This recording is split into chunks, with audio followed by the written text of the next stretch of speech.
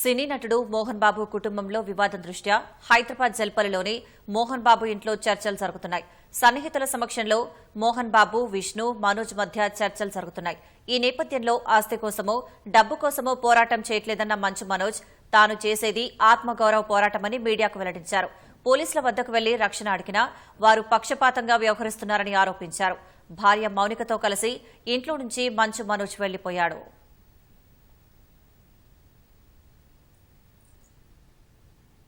ఆస్తి కోసమో ఈ పోరాటం చేయట్లేదు. ఎందుకంటే ఈ పోరాటం కూడా కాదు, ఇది ఆత్మగౌరవానికి సంబంధించి, నా భార్య పిల్లల సేఫ్టీకి సంబంధించి.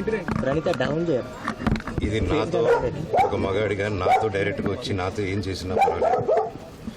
నా భార్య పేరు ఇంక్లూడ్ చేయడం, నన్ను తొక్కేదానికి నా 7 నెలల పాపని ఇంక్లూడ్ చేయడం, నా బిడ్డల ఇంట్లో ఉండగానే అలా బిహేవ్ చేయడం కరెక్ట్. ఈరోజు పోలీస్ దగ్గరికి నేను వెళ్ళి ప్రొటెక్షన్ అడిగాను. నేను మొన్న వచ్చి అడిగినప్పుడు మీకు అన్ని ఎవిడెన్స్లు ఇస్తాను, ఎస్ఐ గారు ఇక్కడి నుంచి వచ్చి నేను ఇస్తాను సార్ ప్రొటెక్షన్ చూపించాను. బౌన్సర్లు అందరూ అడుగుండి దాంకున్నారని చూపించాను. అది కొంచెం చూసి ఓకే సార్ మీ ధైర్యంగా ఉండండి, మేము ఎక్కడికి వెళ్ళట్లేదని చెప్పి మాట్లాడి పారిపోయాను. ఇప్పుడు కానిస్టేబుల్స్ వచ్చి అందరినీ నా మనుషులందరినీ భయపించి ఇప్పుడు వాళ్ళ పేర్లు తీసుకొని బెదరగొట్టి మా మనుషులు పంపించేసి వేరే బాడీ గార్డ్ లోపల పంపించున్నారు సార్.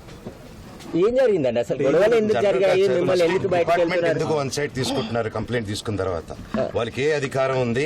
నా ప్రొటెక్ట్ చేసే మనుషులు పంపించేదానికి అధికారం ఉంది. ప్రపంచంలో నా అందరినీ కలుస్తాను సార్, బయలుదేరు.